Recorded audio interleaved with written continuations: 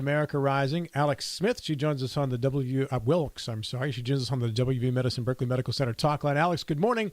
And thank you so much for being with us. Thanks for having me. Great to have you with us here. Wilkes is a huge name in our area of Martinsburg, West Virginia. Any in-laws or relatives here in this area? No, not that I know of, but that's very interesting. Yeah, we have a very prominent circuit court judge named Wilkes, and his daughter is also our county prosecutor here. So I just thought I'd ask. Yeah. Alex holds law degrees and is licensed to practice in Pennsylvania, New Jersey, and D.C., Dave. So if your son gets in trouble in New Jersey, Alex might be able to represent him. Alex, it's great. It's great to have you. One of the things that America Rising does, I think, is a spokesperson kind of group for younger conservatives. Is that correct? No, so that was my old hat over at College Republicans. Oh, it was. What okay. I do at America Rising, what we do there is we do opposition research on Democrats. So, I see. Okay. We watch the Democrats all day, so you don't have to. I was involved. I was involved in College Republicans in the summer of '74 when I was in college, and worked real closely with Karl Rove when he was the president of Young Republicans. Gave away my age. Yeah, gave away my age a little bit there. Well, tell us more about your organization. Sure. So, again, America Rising is like the GOP's premier opposition research group. We have a nationwide team of trackers, a great research team down in D.C. That are just constantly monitoring Democrats at the state level and at the national level. So right now we're looking at all of our targets for Senate in 2020, and we're also looking at all of those Democrats who are announcing for president right now. There's a lot to keep track of there. There's a slew of them, Alex. isn't Yeah. there? Did you catch Stacey Abrams' response last night? I did, and I thought the choice was sort of interesting. Of course, we know that Stacey Abrams was not successful in her race to be Georgia governor.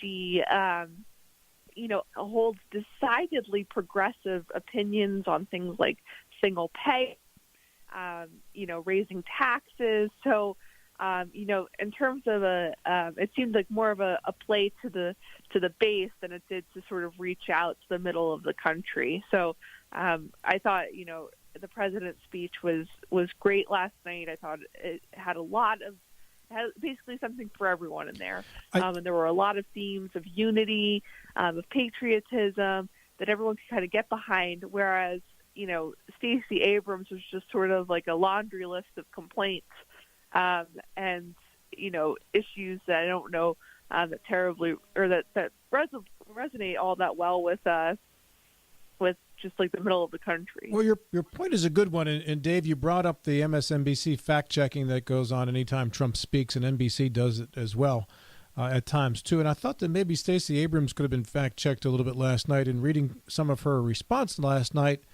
in a country with 4% unemployment and a jobs report that exceeded 300,000 for the last month that it was checked, she went on in her response to say that more Americans are unemployed and not working. And even though we know wages are going up, she said they're stagnating wages and people aren't doing well. And I'm listening to that and thinking, is she reading the same reports that I'm reading about the nation's economy? Because I'm not hearing what she's saying right now. I mean, that's exactly right. And I think that that's just not resonant with where most Americans are. Most Americans are feeling positive about the economy. So I think that was sort of a poor argument to make on her end. And then, wading into areas that are just like in terms that are sort of unfamiliar to the rest of the country outside of sort of the coastal elites. She used the term reproductive justice last night. That's not sort of like the safe, legal, and rare language on abortion of a time from earlier Democrats like Bill Clinton. That's a very leftward progressive sort of term that's used in sort of big cities, but not really, I just think, out there in the rest of the country. So I thought the speech sort of fell flat in those areas because, they didn't really, it wasn't really speaking in a language that's familiar to the rest of the country, whereas I think that the president we're sort of outlining different issue areas that everyone can kind of get behind. The law the governor, staying on this abortion issue just for a minute, the law that Governor Cuomo signed into law in New York and the one that was introduced but defeated in Virginia, if I were to pick any issue for the Democrats to go out and say, let's pick a loser issue in America and really fight for it, that would seem to be the one. Absolutely. And, I was so happy that the president really gave, a big platform to those horrific laws that were being discussed both in New York State and ultimately passed and in Virginia, because I think that the late-term abortion arguments really sort of exposed the Democrats for who they are on this issue, which is a party that's, first of all, not very with claims to the contrary that they are supporters of equality, supporters of science.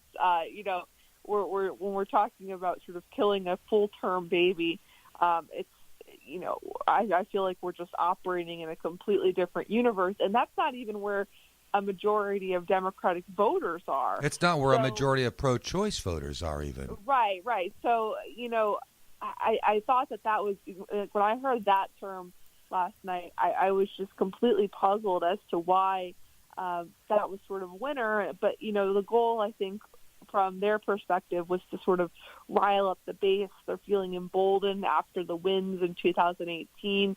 They're looking forward to 2020.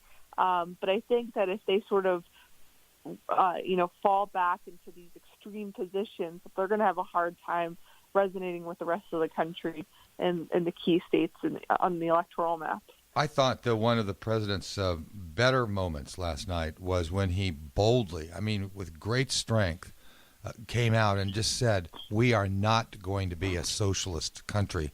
And interestingly enough, I was watching it on Fox News. I guess maybe all the cameras were the same. I think it was a camera feed for all networks. But the camera immediately went to a whole screen profile of Bernie Sanders right when he said that, because I suspect they had an advanced copy of the speech and Sure. could do that. But it is puzzling to me that all of the presidential candidates in the Democratic side are running on this, and that is the free education and Medicare for all. This is very popular on the Democratic side, and there's a strong movement in that direction. And what's really interesting to me is that it's supported by most Americans. How do you counteract that? Strategically, when they're really saying we're going to give free college education and we're going to have Medicare for all, and any intelligent person, I think, would conclude that that's not sustainable long term to do that. Yet it's very, very popular in America. And any American would also tell you that's going through the process of trying to buy health insurance or pay for college. That's not sustainable either. That is correct, and Rob. That's the problem. That is right. You are absolutely. It's really a conundrum. Yeah, look, I think that these are sort of pie in the sky ideas that sound really good.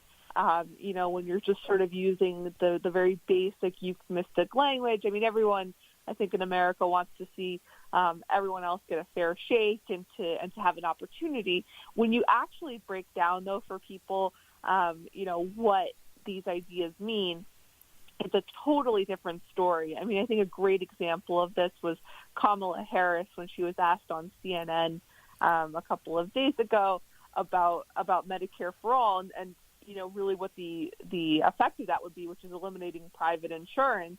And she was like, yep, we need to eliminate it. Let's move on from that. And it was just such a flippant answer, and I think just such a wake-up call for a lot of people. Like, wait a second, if you read polls on this issue, most people who are supportive of Medicare for all are sort of operating under the incorrect assumption that they would be able, under a single-payer system, to keep private insurance or to have that as an option. And so I think when you explain to people that this is what the practical effect of their ideas is, they say, wait a second, this is way too extreme, way too foreign to me. This isn't something I want in my life. If I were to make a list, Alex, of the Democrats running so far and those that are being prominently mentioned, Senator Harris is one of those candidates I would think rises to the top of the list because of her just appeal. I mean, she is a very appealing candidate and a leader for people who believe in her philosophy. But she really is appealing. Is she the one that Republicans should fear the most in a general election, or is it really too early to tell that yet? It's a little bit too early to tell, but I will say that she is definitely, an impressive speaker. She sort of speaks with a sharpness and a clarity that some of the other Democratic candidates, lack. Like, I would say that, stylistically, Elizabeth Warren can come across as a little bit preachy.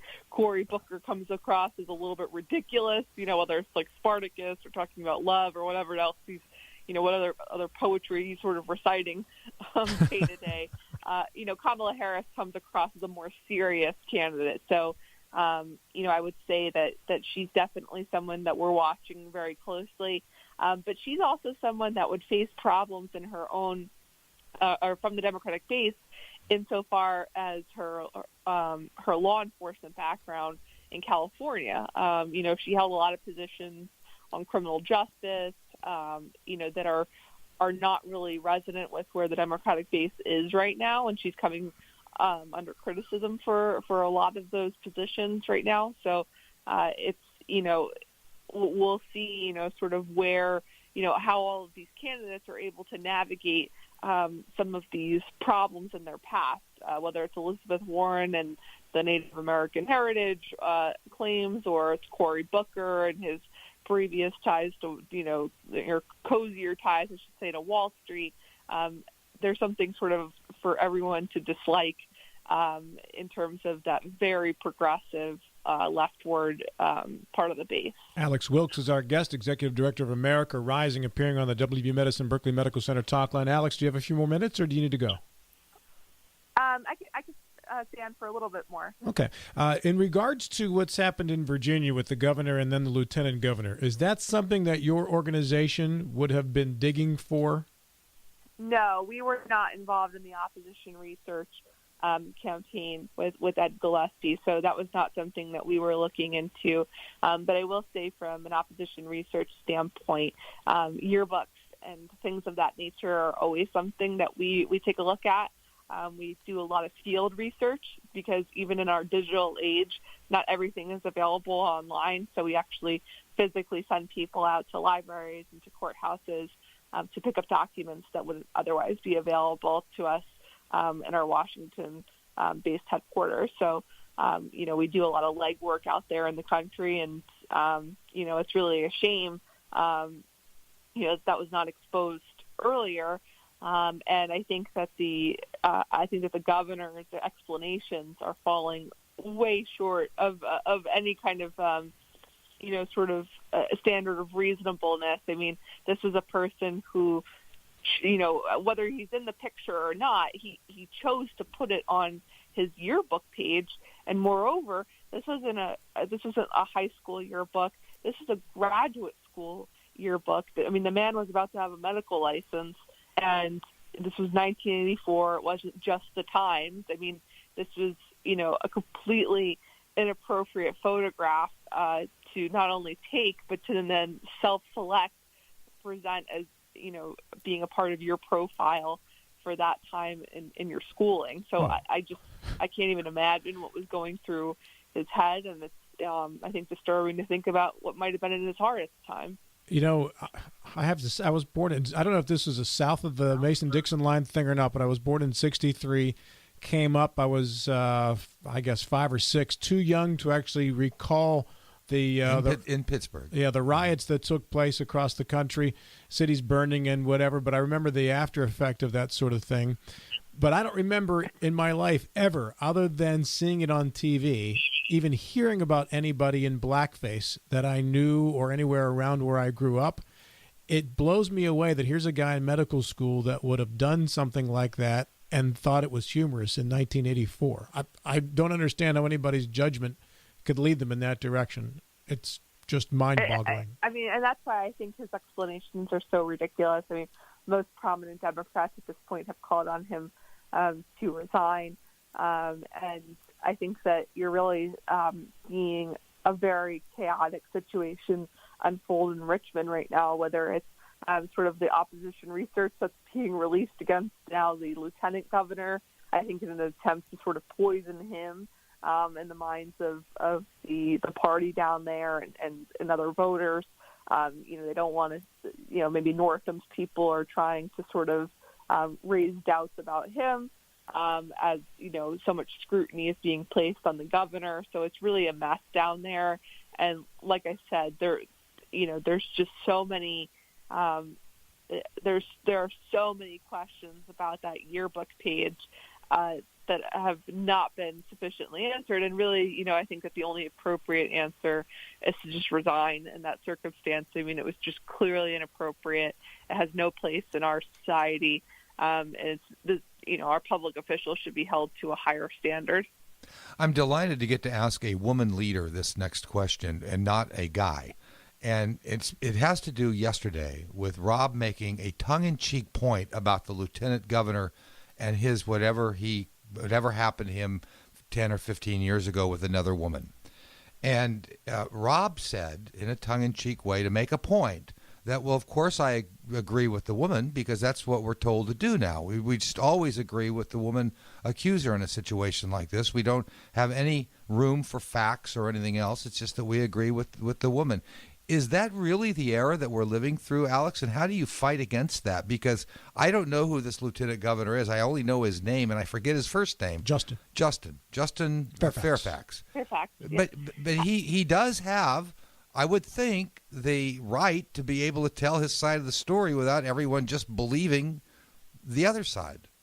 Oh, I completely agree. And I think that that's something the Kavanaugh hearings really exposed, is that the left is trying to do away with due process. They're trying to do away with the presumption of innocence, which is just a very dangerous place to be as a country.